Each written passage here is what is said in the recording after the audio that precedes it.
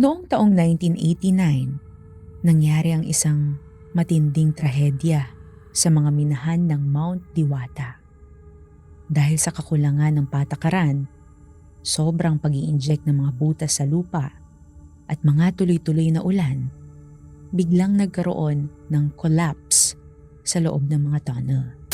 Dito sa loob ng kulungan, gumagapang ang dilim sa mga sementong pader. Mabaho ang hangin dito. Hawak ko ang liwanag ng isang maliit na kandila habang isinusulat ko ang lahat ng ito. Nagtatrabaho kami bilang kargador sa palengke.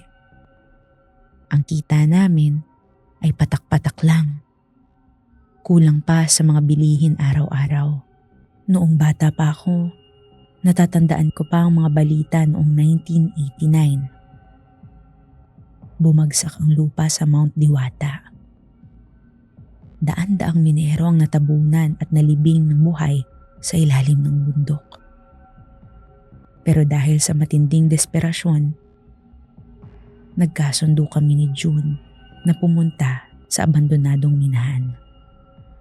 Umaasang may mapupulot kaming mga lumang gamit, bakal o kaya bato na maibebenta namin para maipambili ng gamot at mabayaran ang lahat ng babayaran.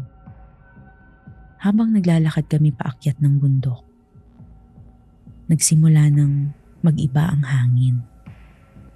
Mabigat at may amoy ng basang putik at natuyong dugo.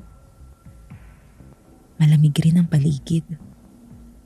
Ang mga puno sa paligid namin ay tila nagsasayawan at nakakakita kami ng mga maitim na kaanyuan sa dilim na parang mga taong nakatayo sa gilid ng daan. Panaghoy Podcast is now available on Spotify, Apple Podcasts, and YouTube.